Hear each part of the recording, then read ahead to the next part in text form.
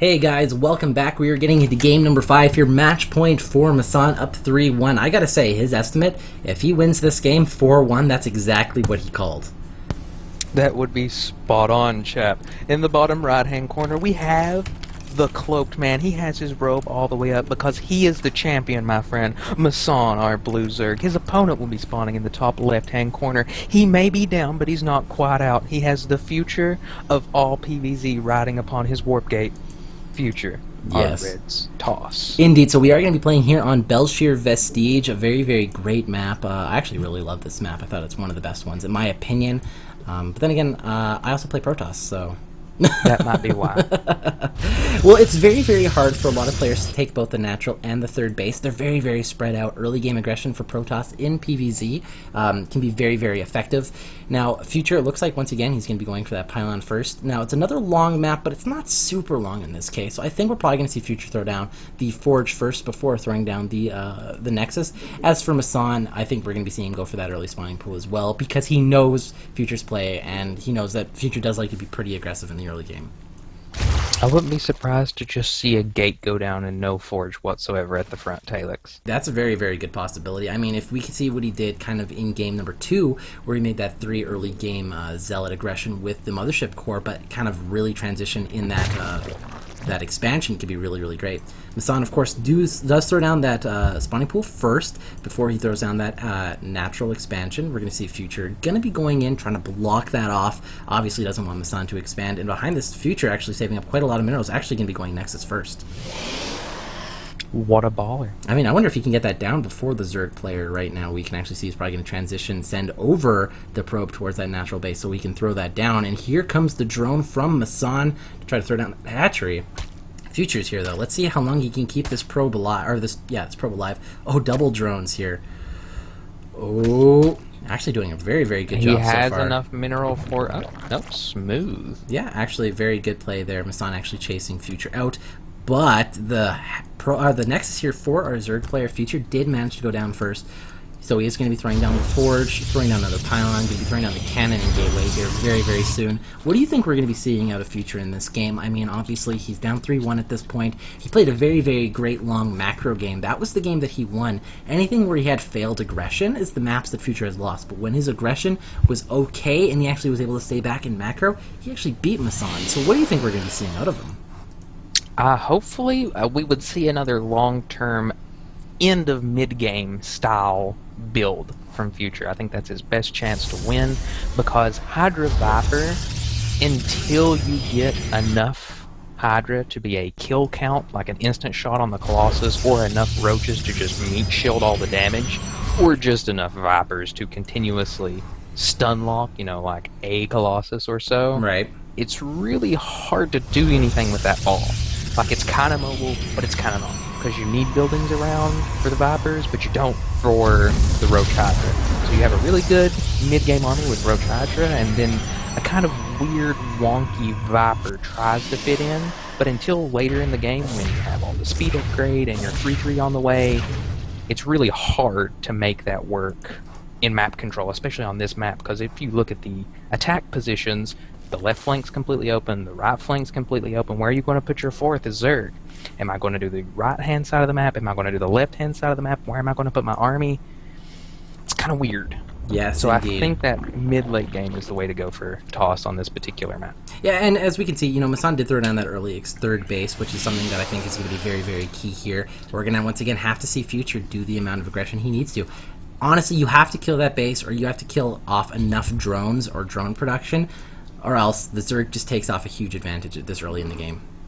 Yes, he would have a huge macro lead at this point, but there is Zealots already in production, along with a Stargate. Yes, so we will see that kind of aggression. I wonder if we're going to be seeing him go for that Void Ray again. That game that he won, he did go for more air toss-based play. I think MaSsan just wasn't as comfortable with it. It didn't have enough Hydralisk to back up his roaches, where mass Void Ray literally just chewed through his army. I don't think he had enough air to back up his army. I really think the answer to Void Ray based play is the Mutalisk, or is the Corruptor, but you need your own air unit to combat Sentries. Sentries and Void Rays are so strong together because Sentries push back Hydras, or lockdown roaches. Yeah, I You completely can't agree. get around that. Yeah, he did have that Spire down, just never really went for the Mutalisk-based play, which I think is something that would have been very, very effective there for MaSsan in that prior Especially game. considering he was on like 4 bases and had the gas. All right, here we go. 2 Zealots moving forward. Going to try are to aggress spotted. that third base. Those Zerglings are just going to be fine here. Actually, it seems like MaSsan did try to make another 4 Zerglings. He's still making tons of drones, though. So not a complete overreaction, just like we expect out of MaSsan. A very, very solid play. He knows exactly what he needs to create in order to hold off and defend pushes. Now, as that goes on, we can see that MaSsan, his third base, is actually getting up quite a lot here. The drone count is starting to take off in his lead right now. 52 drones to 44 probes. Future is going to have to do something here pretty soon. And here comes the Void Ray. It looks like it's going to be the Zealot Void Ray. Yeah, that's a very, very good answer, especially because I don't believe MaSsan knows about it. No, he does not. He's going to be pleasantly surprised when all of a sudden there's a Void Ray. He's going to have to make another Queen, which I think is just exactly started. He is so on top of making sure things get done very, very quickly. MaSsan, as soon as he sees that Void Ray, starts making a Queen at that third base. An extremely great Double answer. here, and already has the roaches out as well that will repel not only the Zealots but Stalkers as well. I don't think the Void Ray will be fast enough to kill. Nope, they still got the Stalker. Yeah, the What a Stalker bummer. goes down. But, I mean, behind this, we did actually see that MaSsan, he did throw down at least one Spore Crawler at the third base, did make that extra Queen, which is very important. And actually, as it is, the Hydralisk Den is going down towards the third base. I wonder how this is going to be playing out for MaSsan, because Future can actually aggress in so many different directions that, MaSsan's creep spread basically has to be just on point. Like, he has to be between all the bases and very, very effective with that. Oh god, one Creep Tumor here staying alive from this Void Ray with just 1 HP. Looks like this Void Ray is going to try to come around the back end here. Alright, he actually sees that Spore Crawler there. I wonder what he's going to do. Maybe he's going to sit in the back and try to take out this Hydralisk Den. I don't think that's going to be the case, though. Here we go, the Void Ray going to try to take out that Queen. Not going to be able to bait, he's not going to be able to do that. He's going to just pull back. We see some Roaches from MaSsan going to be moving towards that third base. A couple looking like they're going to hit the natural as well, and we're going to have to see Future have to defend against this. Well, while this is going on, there is a fourth. Like I said, he needed to pick left or right flank. He picked the left flank because he already has creep spread out there. I think we'll see, the Queen reinforcement rolling on in while the aggression happens on Toss's base. Yeah, here comes the one Void Ray just dealing with all of these Roaches, actually already managing to take out 2, and we see that MaSsan's going to be pushing back here. Now, there was aggression going on towards this fourth base, but the Queens did end up coming to try to defend against it. Here we go, the Void Ray is back. Let's see. No, he's going to try to just pull back once again, and let's see if he can actually hit these Roaches. I'm really surprised we didn't see the Roaches just push straight for the third. Yeah, I mean, that would have been very, very strong. There was chilling kind of one Void Ray at that point. Oh, the Void Ray! He's going to have to retreat, and there comes the other Void Ray. That Queen is going to now have to run. Oh, God, just barely getting away. What is it with MaSsan's Queens just barely staying alive? I mean, the power of Transfuse and Faith. Yeah, exactly. Now we see those Hydralisks were able to make quick work of that one Void Ray. Will they get the second one? It's getting close, but it looks like it will just barely manage to escape.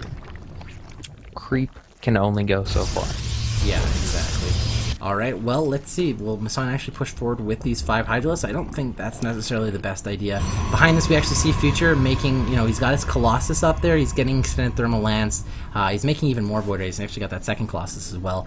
I think if he can hit a timing where he gets to the Zerg's base before Vipers finish up, if he's got like 2 or 3 Colossus and enough ground army to defend the front of it, I think he's actually going to be in a very, very good position right now. I could agree with that. Now, I'm going to take your attention for just a moment. Where his Hydralisks and Roaches are right now is exactly the focal point of this map right now, directly to the left and up, because that is the middle of this map. Yeah, right in this area. Because of all the expansions in the bottom left hand, you're not so much worried about your main anymore, you're worried about keeping the mining bases. And that directly juxtaposes his opponent's newly formed expo in the top right that finally has enough cannons down to wall himself in. Yeah. So that watchtower and that particular point of the map is super important to control right now, because that's the entire expos for the Zerg. Yeah, I mean, this is definitely going to be a very, very key spot. Now, we can actually see MaSsan has so many Hydralisks right now. More Void Rays are being created, as well as that Colossus. Now, the Void Ray is obviously not going to be the most effective when it comes to dealing with all of these Hydralisks. That's really going to be the point of the Colossus. But we actually see 3 Vipers in production, as well as their Enduring Locusts. Wait a minute. Are we going to see Broodlords? Or I'm sorry, Swarm Hosts? I think we will. I hope, because that is my favorite unit to deal with tossed air. Yeah. Alright, well... Oh, that Hydra. Well, they get one pylon. That's pretty good, right? Almost, except for all that gas he just lost. Yeah, a lot of Hydralisk actually going down in that engagement. So, I mean, if he did get some Vipers, so that will be effective trying to pull back, obviously, some of those Colossus, so he can just kind of, you know, deal with that army. Actually, did he make the Vipers, or was I just completely mistaken? I thought I saw them. Let's check the unit Yeah, tab. they're there. Okay, they're there. There they are. I was like, I swear I saw him make the Vipers, but they're just kind of chilling up, coming up the left side here. All right, quite a lot of Stalkers here, some Zealots and Sentries, so we can get down some Guardian Shields and Force Fields. That focus of the map is so important right now. Like, being out of position for the Zerg army was absolutely detrimental. I don't know if he can win this. That was amazing there for Future. That's the kind of engagement you just need to have. One Colossus does eventually actually go down. It got pulled, but because of the time warps, that was just a fantastic play. Future with an amazing engagement. Now he's probably going to try to go push this fourth base, and I don't know if MaSsan's going to be able to hold that, because look at this gigantic resupplying army of Future right now. Yeah, it was so crucial for him to have the left flank of the map that I'm really not sure what he was doing on the right flank. He was just so out of position that it hurt Lawrence. Yeah, we do actually see that there's a lot of roaches underway right now. We're going to have to see this get dealt with so perfectly. Oh no, Stalker's coming up the backside. They're actually going to not do the most because of the Hydras in the back. Here comes a big engagement. Some good force fields going down, but he's going to have to try to pull back. The Colossus is going to try to do as much damage as possible. So do the Void Rays. Looks like MaSsan's going to be able to hold this, It but... looks like a tie to me. Yeah, that was actually, like, I would say, With the Colossus more getting for away. MaSsan. Yeah, I mean, the Colossus did manage to get away, but, you know, when you engage on creep, that's not what you need to have done as Future, especially because there's no Observe in that army. Just pushing back the creep can be very effective, especially if you need to try to retreat. Uh-oh, Talix, the Colossus! Oh, one does manage to fall. That was a really rough loss. Oh no, and Future losing two more Void Rays needlessly right there. MaSsan now up 180 to 115. 4 bases And his versus army's 3. in the right position now for MaSsan. Yeah, very, very good position. You want to stay in this area. I mean, Future can't really engage over here, and there's very slim chance he's going to go and attack the right side. Especially if he gets the creep spread for that part of the map. Yeah. Because he's already spread down and up like a huge U that's coming into the tosses forward. That is the best way to horseshoe his creep in. All right, here we go. Looks like a big engagement coming out here out of MaSsan. 199 out of 200 versus Future's 155 out of 200. But now we actually see Future's on the low ground. Some great clouds going there, the blinding clouds. Yeah. Off. Oh, and he actually manages to get the Forge that was doing the upgrades right now. Will this be it here? Oh, the pool. Ooh. A lot of the Zerg army is dying, but more of the Protoss army is going Maybe another down. pull. Uh-oh. I think that I have put the final nail in the coffin with the Zergling reinforcements. That was completely the correct decision to make. Zergling reinforcements are so critical against this ball. As soon as the Colossus got picked off, losing that Colossus pretty much nailed his coffin for there's the GG. There it is, GG. QuanticMaSsan actually managing to pull up the victory here in today's first episode of Knockout 4-1. That's exactly what his prediction was too. So congratulations to MaSsan. We're going to get him here in the call. We're going to ask him a few questions, see how he's feeling. Guys, that was awesome.